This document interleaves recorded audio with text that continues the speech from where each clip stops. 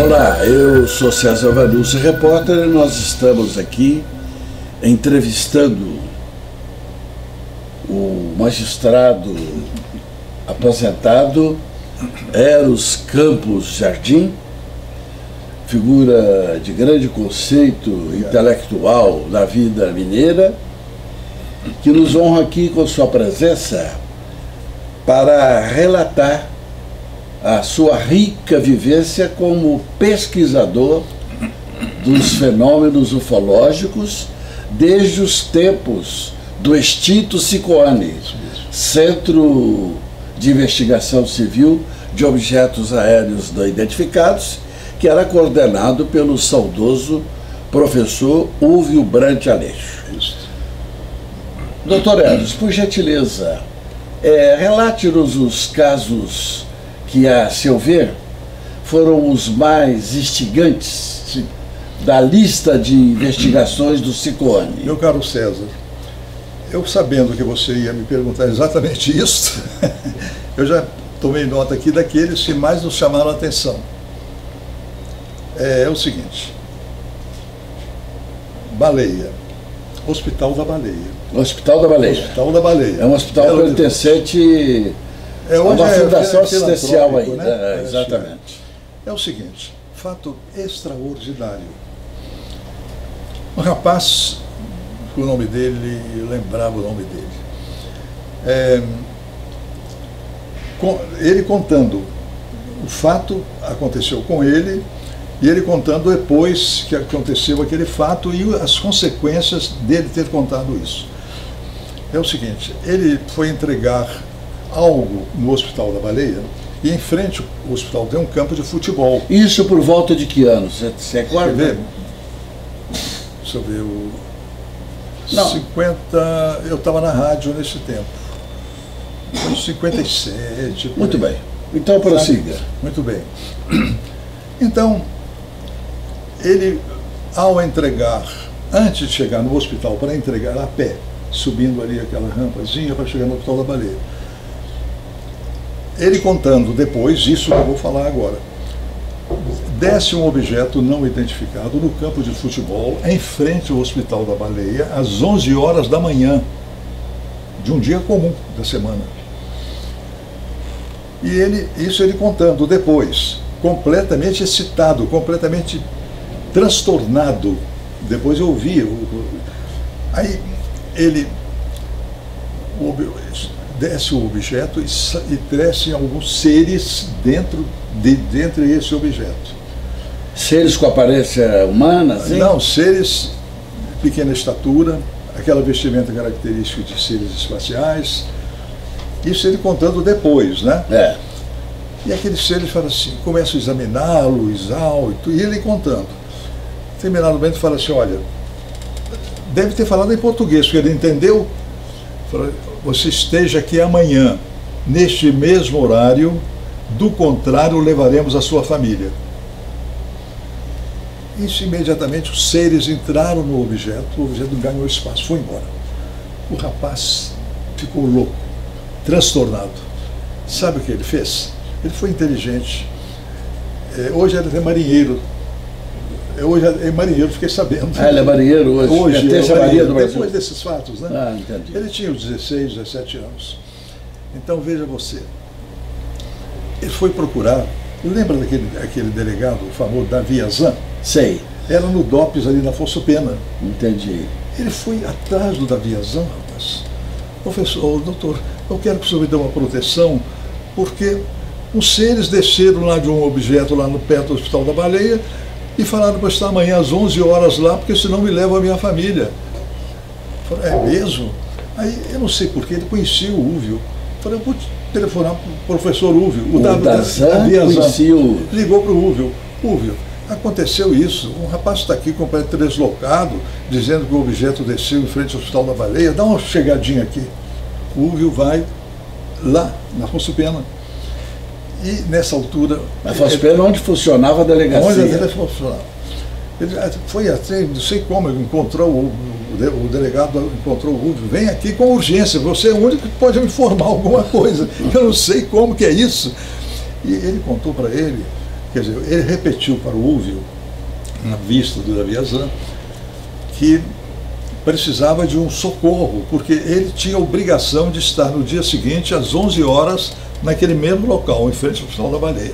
E ele não tinha coragem de estar lá, tremendo e chorando. O Ulvio falou, não, eu vou com você, vai dar tudo certo, pode estar tranquilo. Levou para a casa dele, do Ulvio.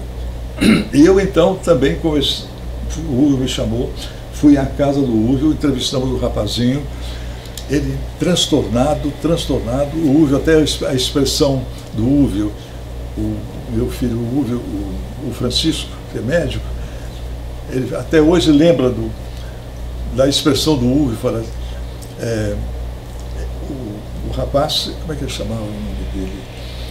Chorava, de tão apavorado que ele estava do que ele viu. Sim. E o Ulvio usou a seguinte expressão, ainda está sentindo a emoção daquele momento?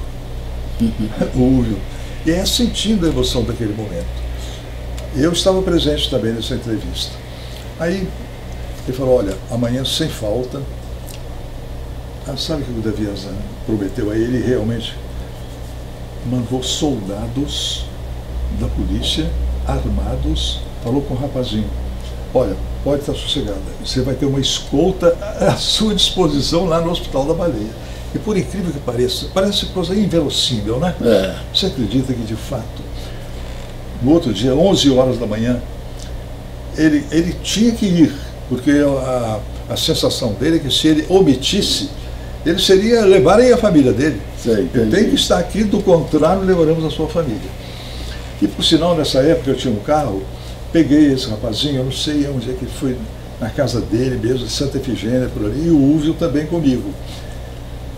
E fomos para o Hospital da Baleia, eram 10h30 da manhã, ele chegou chorando no carro, não, eu estou com medo, não. É o seguinte, se você não for, aí você pode temer, mas se eles disseram para você comparecer, tal hora, tal dia, você tem o direito, com obrigação de ir, aí você vai ficar livre. Então eu vou, chorando. Aí nós paramos o carro pertinho do campo. Você acredita que, de fato, o delegado mandou soldados armados em pontos estratégicos? O que eu podia fazer, esses pobres nossos humanos, com seres dessa natureza? Mas ele prometeu, estava lá um soldado, mas escondidos. Entendi. Como se fosse possível ser os seres se impressionarem com uma armazinha nova. E sequestrarem o rapaz e tudo, né? Olha, ele ficou lá no meio do campo, sozinho, todo mundo na expectativa, vai descer. Passou 11 horas, nada, 11h30, nada, meio-dia, nada. Aí nós falamos, olha, está vendo, Fábio? Não aconteceu nada. Então eles não vieram, foram embora, se esqueça isso e tal. Aí ele ficou tão alegre, o rapaz que nos levou na casa, ele morava em Santa Efigênia. O pai dele ficou numa alegria, abriu uma garrafa de uísque para mim, para o Ulvio, felizmente você salvaram o meu filho, uísque. Esse é um dos fatos. E o desdobramento disso? Não houve mais nada? Não houve mais nada. A hipótese disso ter sido fruto de uma fértil imaginação, uma história de carochinha, armada, sabe-se lá com quais intuitos, eu acho passou pela cabeça de vocês? Não. Sabe por quê? Porque ele não havia, assim, nada que encaminhasse para que ele tivesse uma síncope. Um surto? Um surto. Não. Não. Porque... Mas ele teria vivido, posteriormente, alguma outra situação assim inusitada não, que pudesse ser ligada ao episódio? Que nós saibamos, não, pelo seguinte, porque ele apresentava-se como uma pessoa normal, um rapaz, ele tinha uns 17... Vocês voltaram a estabelecer contato com ele? Durante muito tempo. Durante muito tempo? E ele não dava notícia de nada? Mais nada. Sonhos? Só aquele fato. O fato gravou na cabeça dele. Sei. Ele morava em Santa Efigênia, fomos lá várias vezes, com o pai dele ficou nosso amigo e tudo mais. Esse é um caso, aí depois disso acabou. Ele se tornou-se uma pessoa normal, eu soube que ele está na Marinha Brasileira e tudo mais. Muito bem. Esse é um dos casos. Outro caso. Outro caso. esse caso que eu vou te contar teve repercussão internacional. Serra do Cipó, aproximação de um objeto não identificado no lugar chamado Vargem Grande. Vargem Grande. Perto, para lá na altura da Serra do Cipó, mas mais do lado esquerdo. Eu me esqueci a denominação do local. Ermelindo. Ermelindo vem de bicicleta para a casinha dele e tal. Quando ele olha, objeto imenso em cima dele. Eram 7 horas da noite, mais ou menos. Serra do Cipó. Ele sozinho. Aí ele ficou tão assustado que a bicicleta caiu. Narrando, esse objeto permaneceu imóvel em cima dele. Eram 7 horas da noite. Ele estava chegando para uma casinha onde morava a família dele.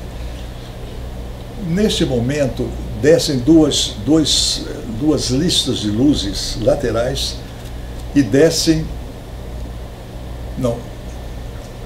um ser extraterreno, e ele fica extasiado. O que é isso?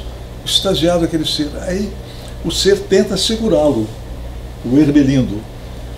Ele reage e tal, e pega aqui, pega dali, a roupa dele rasgou e lutou com o tripulante, César Vanucci. E é verdade, ele lutou. A Globo teve lá, entrevistando isso, seu irmão, teve lá. É, né? Ele não, mandou, né? Sim. Depois do fato, né? Então, ele conseguiu se desvencilhar. A intenção desse ser era levá-lo para dentro do objeto não identificado, levá-lo para dentro do UFO. Então, ele ficou traumatizado. Quando fomos vê-lo, ele estava ainda sob efeito daquele acontecimento, sabe? Ele só contou uma coisa e falou: eu tenho uma coisa. Ele ficou de voltar. Mas se ele voltar outra vez, eu sei do jeito de pegar ele. Eu sei do jeito de pegar ele. Eu vou pegar, já sei como. Porque ele segurou aqui nas minhas costas e eu, por minha vez, segurei no braço dele, mas eu sei aonde eu vou dar um golpe nele. Se ele voltar, você imagina? Assim, eu sei como é que eu vou fazer agora. Luta corporal com tripulante, você já viu uma coisa dessa? É fato real. Fato real. Olha, uma coisa que me diz. Esse cidadão foi submetido a alguma hipnose regressiva? Houve. A entrevista com ele era baseada apenas em perguntas que vocês faziam e respostas que ele dava? Ou houve alguma análise psicológica sobre a personalidade dele? Boa pergunta sua. Me contaram, eu não tenho certeza, porque a roupa dele ficou impregnada de algo estranho ao ser humano. A roupa do Ermelindo. Do Ermelindo. Então consta, eu não tenho certeza, porque não sei quem é, e tu disseram que teriam remetido, não sei quem também, remetido a roupa dele para uma pesquisa no exterior, no Japão. Entendi. Você imagina. Eu não sei até que ponto é verídico isso, porque não temos informação. E vocês têm informações sobre o paradeiro do Ermelindo depois disso? Já morreu. Ah, já morreu. Já morreu. Depois desse fato, nossa, voltamos à casa dele umas 10 vezes para ele tornar a contar como é que é o carro. E ele era coerente, repetindo as informações tais como transmitidas no primeiro momento. César Vanucci, não tem nem como sair da realidade. Ele não sairia de uma realidade. Ele viveu realmente algo inusitado e fantástico. Ficou de cama, acho, 2 a 3 dias. De cama propriamente não, mas sentindo dores no corpo pela luta que ele teve contra o tripulante. Muito bem. Ô Eros, vamos continuar o nosso papo sobre essas instigantes revelações que você traz. Sim. Como um membro do Instinto Sigourney, nesse trabalho que ele realizou vanguardeiro em Minas Gerais, sim, apurando, né, episódios ufológicos ocorridos no nosso território. Isso.